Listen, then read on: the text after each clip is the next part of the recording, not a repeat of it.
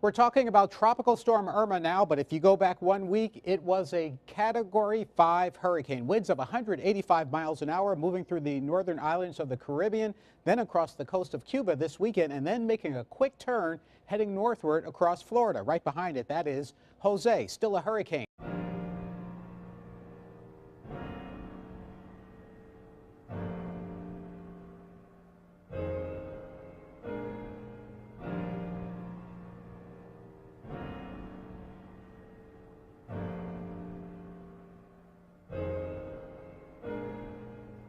Ever have one of those moments where you look up 3 years later and you wonder, how did I get here? Like many of you, I've been keeping up with the news reports about Hurricane Irma's path, and it kind of reminded me of my life in a way. I know, very narcissistic, right? In '91, I touched down in the beautiful city of Fort Lauderdale, Florida, and by 17, I made my way to the one and only Tampa Bay.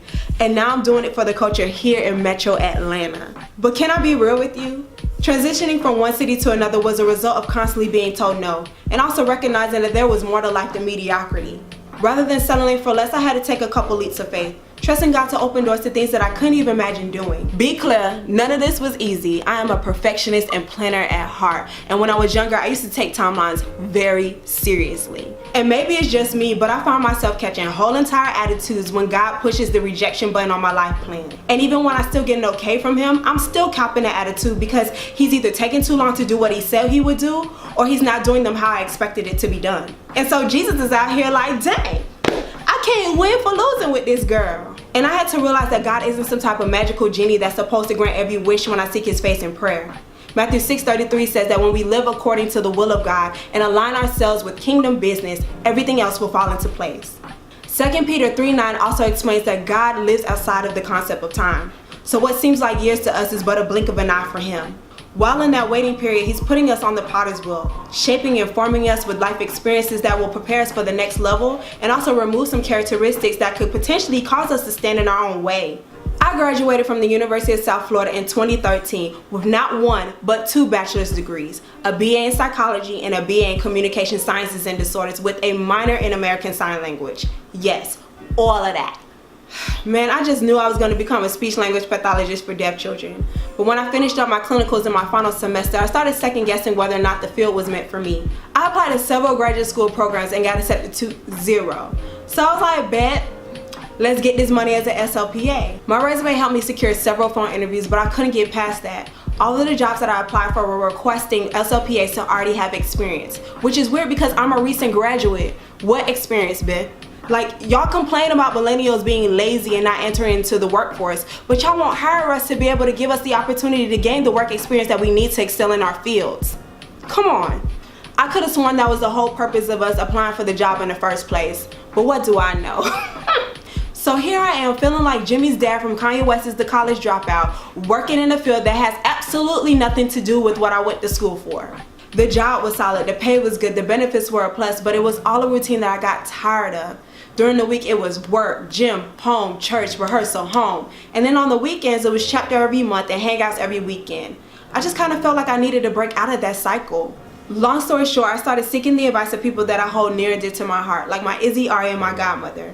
And in July 2014, I took the leap of faith, quit my job, and moved to Atlanta to get my foot into the entertainment industry. I put all of my faith and trust in God despite the circumstances. All I knew is that there was more out there for me. And so I had to look at myself and be real and say, dang, you cannot stay here. As soon as I made it to Atlanta, I hit the ground running. I was volunteering, networking, putting myself out there, interning, doing whatever it took in order for me to get to where I needed to be. There were so many things going on back home that really took a toll on me. And I could laugh at it now, but honestly, from July to December, it was really rough, and very few people know this. I always refer to that period of my life as the coldest winter ever. Shout out to all my bookworms and Sister Soldier fans. But honestly, man, that thing was tough. My mother and grandmother tried their best to cope as they watched my uncle battle with stage 4 colon cancer. My father was struggling with depression and the thoughts that come with it. My uncle passed in November, and a few weeks later my car gave out in the middle of traffic on my way to the internship that I had just got a few weeks earlier. It was like one thing was happening after another, and all I wanted to do was just quit and go back home, but I felt like I couldn't, bruh.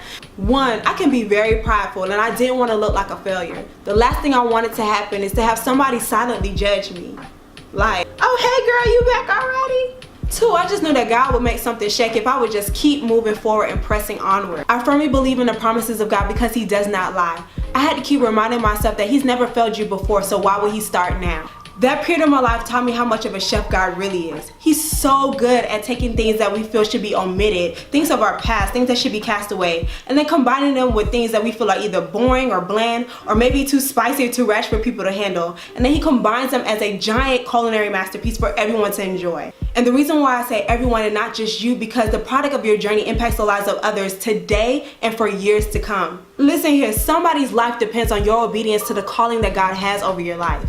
Although it took some time, those experiences set me up for the next direction in my life and inspired me to return to the helping profession. Today, I'm pursuing my passion, mental health awareness and advocacy. Since 2014, I've had the pleasure of working with 3 notable PR firms, and I'm currently approaching graduation for my master's program within the coming months. To see the transition from my time in South Florida to now is outstanding. There were times when I was impatient. There were times when I felt isolated, misunderstood, and alone. And there were even times when I felt inadequate as I compared my journey to other people around me. But I had to remember that God's ways are not our ways, and that no matter what it looks like, He really truly does have a plan for each and every one of us to prosper. Thank you so much for tuning in to another episode of Legacy Speaks. With everything that's going on in the world, I thought it would be best to drop something more uplifting. We all go through these phases in life where we feel like things aren't going as planned. Trust me, I get it. It's just God's way of redirecting you to your purpose. If you found this to be encouraging, please like, comment, subscribe, and share. And be sure to connect via Legacy SBKS on everything.